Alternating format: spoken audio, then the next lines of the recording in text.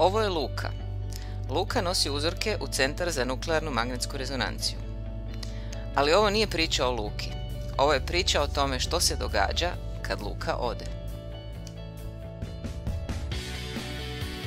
Za snimanje protonskog spektra nuklearne magnetske rezonancije dovoljno je oko 1 mg spoja. Za snimanje ugljikovog i dvodimenzijskih spektara potrebno je puno više, jer je osjetljivost puno manja. Ukoliko želimo dobiti kvalitetan set takvih spektara unutar nekoliko sati, potrebno je oko 10 do 30 mg dobro očišćenog uzorka. Uz količinu, uvjet za dobar spektar NMR je i dobra topljivost spoja.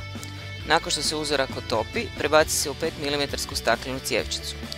Da bi cjevčica sjela na pravo mjesto unutar magneta, moraju se pažljivo uložiti u plastični ili keramički zvrk, te dubinomjerom podesiti točnu dubinu na kojoj se nalazi uzorak.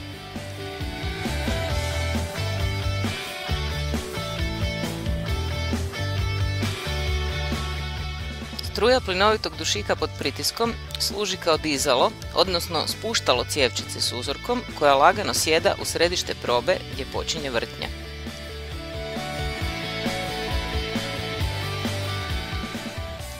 Najspecifičniji dio spektrometra nuklearne magnetske rezonancije je magnet.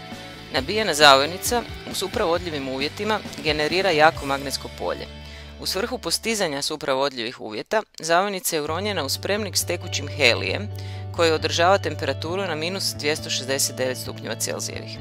Radi sprječavanja brzog isparavanja tekućeg helija, taj je spremnik uronjen u dodatni spremnik s tekućim dušikom, čija je temperatura minus 196 stupnjeva Celzijevih. Unatoč tome, s vremenom obje tekućine isparavaju, pa je potrebno redovito nadopunjavanje oba spremnika.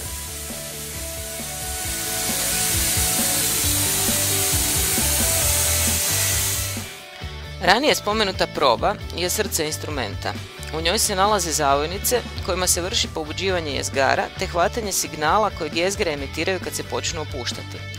Taj se signal zatim obrađuje, pojačava i digitalizira u elektroničkom ormaru prije nego što završi u računalu. Signal koji stigne do računala naziva se slobodno vrijeme opuštanja i prikazan je u vremenskoj domeni.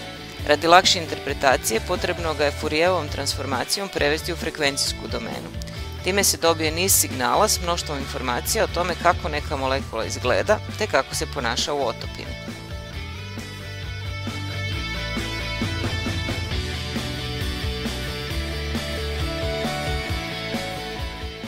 Hvala što ste nakratko posjetili NMR centar ovdje na Institutu Ruđer Bošković.